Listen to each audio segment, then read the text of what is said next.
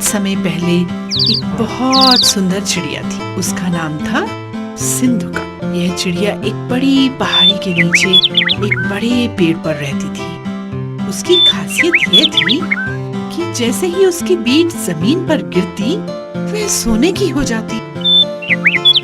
एक दिन एक शिकारी उस पेड़ के नीचे आया। जमीन पर सोने की बीट देखकर वह तो आश्चर्य में पड़ गया। जल्दी ही उसने पता किया कि यह उस चिड़िया सिंधुका की बीट थी जो धरती पर गिरते ही शुद्ध सोने की हो जाती थी। अब तो शिकारी ने तुरंत उस चिड़िया को पकड़कर अपने जाल में फंसा लिया। घर लौटते समय शिकारी ने सोचा, इस अद्भुत चिड़िया को अपने पास रखने से तो खतरा हो सकता है। राजा को अगर पता चला कि मैंने ये खजाना उससे छिपा कर रखा है तो वो मुझे सजा दे सकते हैं।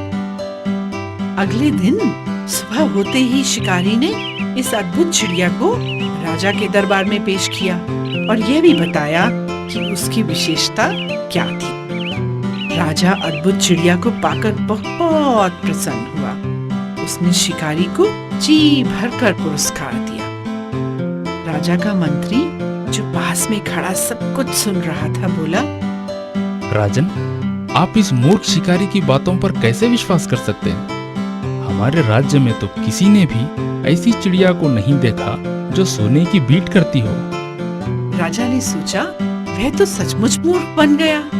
उसने चिड़िया को तुरंत छोड़ने का आदेश दे दिया। जैसे ही पिंजरे का दरवाजा खुला, चिड़िया सिंधुका खुशी से उड़ी और जा बैठी वह साथ के घर के दरवाजे पर।